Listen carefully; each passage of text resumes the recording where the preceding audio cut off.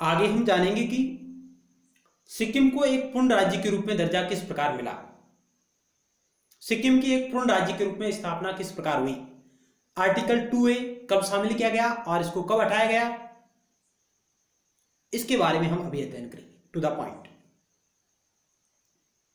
भारत का संविधान का 35वां संशोधन अधिनियम 1974, जो भारतीय संविधान में एक और संशोधन करता है, इस अधिनियम के द्वारा एक नया अनुच्छेद 2K जोड़ा गया, जिसके द्वारा सिक्किम को भारतीय संघ के सह राज्य का दर्जा मिला। इसके लिए इंग्लिश शब्द प्रयोग हुआ है एसोसिएटेड स्टेट, सह राज्य का दर्जा।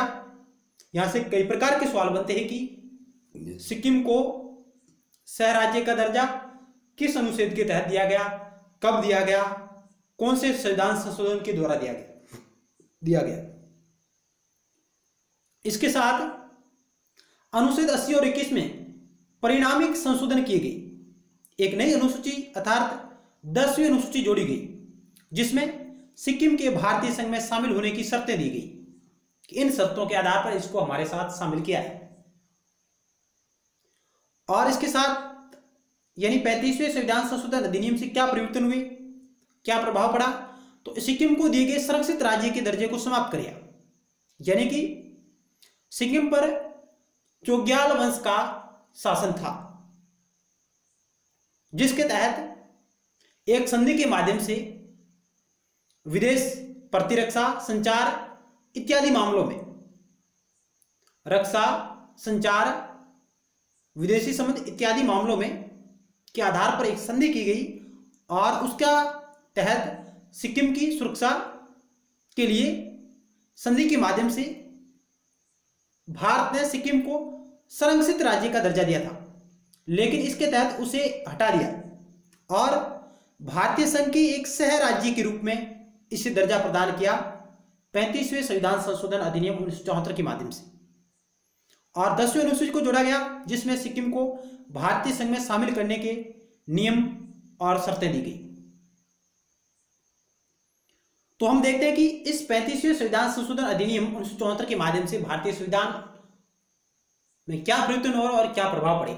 तो इसके द्वारा सबसे पहले आर्टिकल 2A को शामिल किया गया, जिसके तहत सिक्किम को एसोसिएटेड स्टेट के रूप में शामिल किया गया था, भारत संघ के सह राज्य के रूप में। और इसमें 10वीं अनुसूची जोड़ी गई, जिसमें सिक्किम को शामिल करने की शर्तें दी गई और इसके तहत सिक्किम को संरक्षित राज्य के दर्जे को समाप्त कर दिया गया और सह राज्य का दर्जा प्रदान किया एसोसिएटेड स्टेट के रूप में।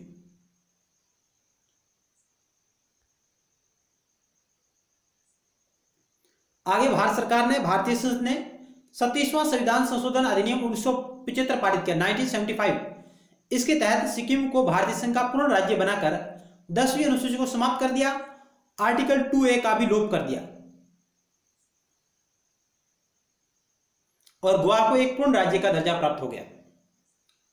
यानी 26 अप्रैल 1975 को गोवा भारत का 22वां राज्य बन गया। 26 अप्रैल 1975 को गोवा भारत का 22वां राज्य बन गया।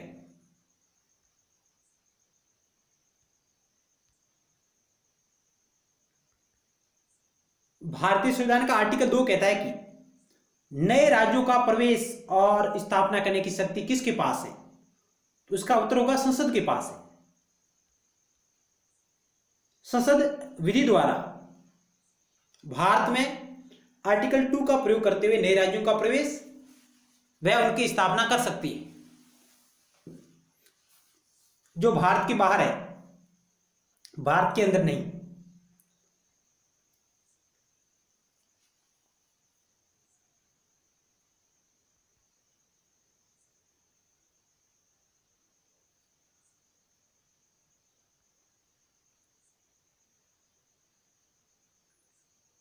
अनुच्छेद 2 क्या कहना चाहता अपने आप में, इसका स्पष्टीकरण क्या है। अनुच्छेद 2 संसद को 2 शक्ति प्रदान करता है।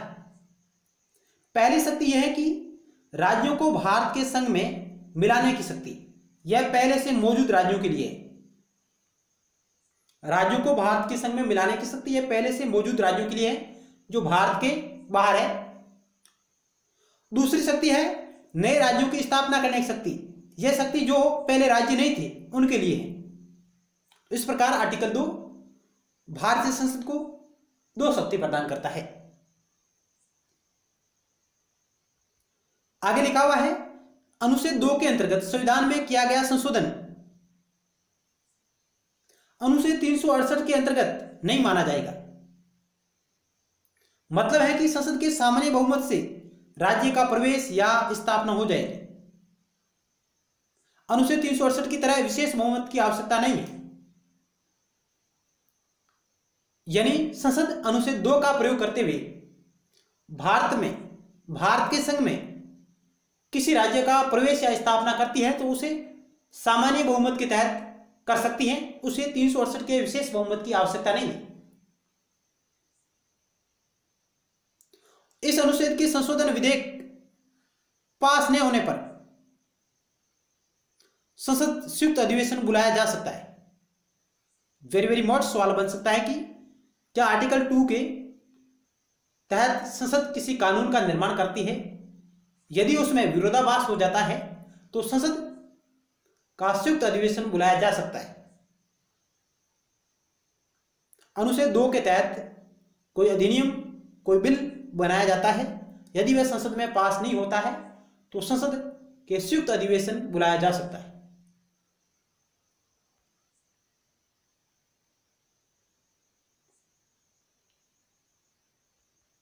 अनुच्छेद 2 में बदलाव करने से किस अनुसूची में बदलाव होता है? तो अनुसूची 1 और अनुसूची 4 दोनों में बदलाव होगा।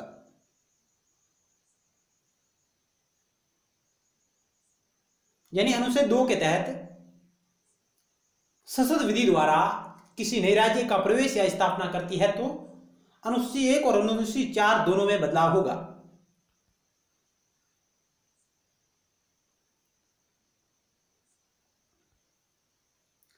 सिक्किम का भारत में एकीकरण।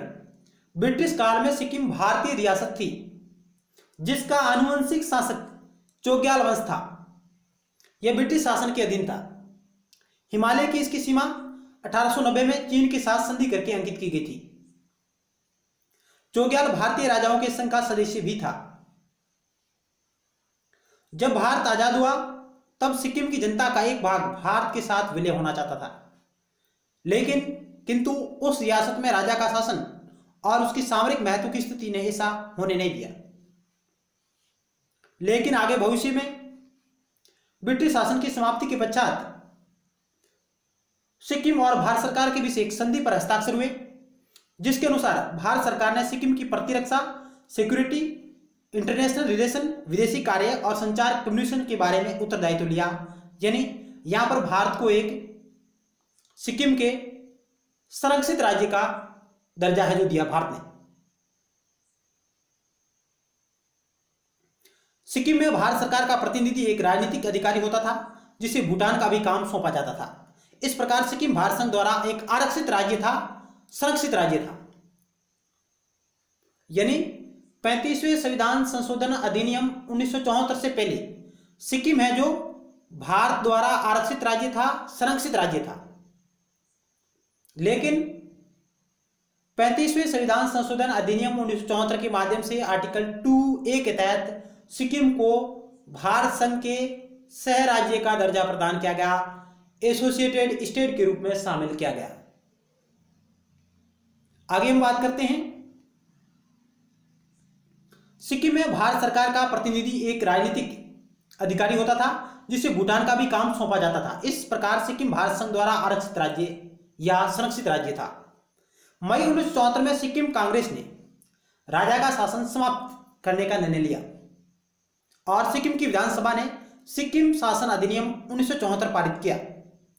इसका उद्देश्य सिक्किम से पूर्णतया उत्तरदायी शासन की उत्तरोत्तर प्राप्ति और भारत के साथ घनिष्ठ संबंध स्थापित करना था। अर्थात इस अधिनियम ने सिक्किम सरकार को यह शक्ति दी कि वह भारत की राजनीतिक संस्थाओं में सिक्किम के लोगों के प्रतिनिधियों के भाग लेने के लिए कदम उठाए, जिससे सिक्किम का सामाजिक, आर्थिक और राजनीतिक क्षेत्रों में तीव्र गति से विकास हो सके। तो इस प्रकार सिक्किम की विधानसभा ने इस प्रकार का अधिनियम पारित किया जिसने भारतीय संसद को और महत्वपूर्ण ध्यान आकर्षण किया।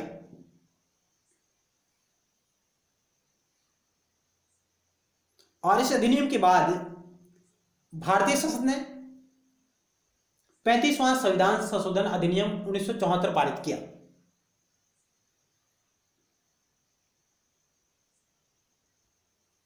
चौग्याल को बाध्य किया गया कि वह सिक्किम शासन अधिनियम 1974 को अनुमति दे। इस विधेयक के अधीन प्रभावी शक्ति सिक्किम के प्रतिनिधि विधानसभा के हाथों में चली गई और चौग्याल संवैधानिक अध्यक्ष बन गया। सिक्किम शासन अधिनियम के अधीन दी गई शक्तियों का प्रयोग करके सिक्किम विधानसभा ने एक संकल्प पारित करके भारत के राजनीतिक और आर्थिक संस्थाओं में संयुक्त होने की और भारत के संसदीय तंत्र में सिक्किम के लोगों के प्रतिनिधित्व की इच्छा प्रकट की।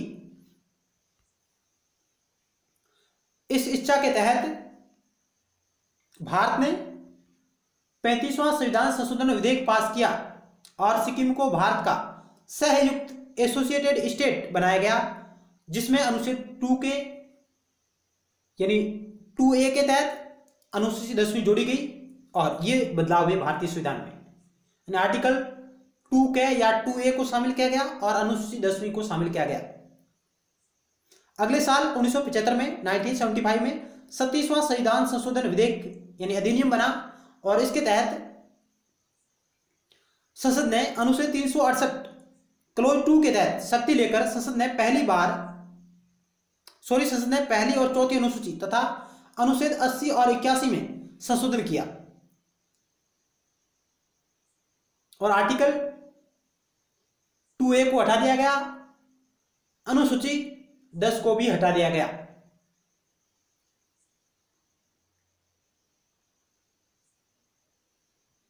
और इस प्रकार इस संविधान संशोधन के तहत यानी 37वें संविधान संशोधन के तहत सिक्किम भारत का 22वां पूर्ण राज्य बन गया।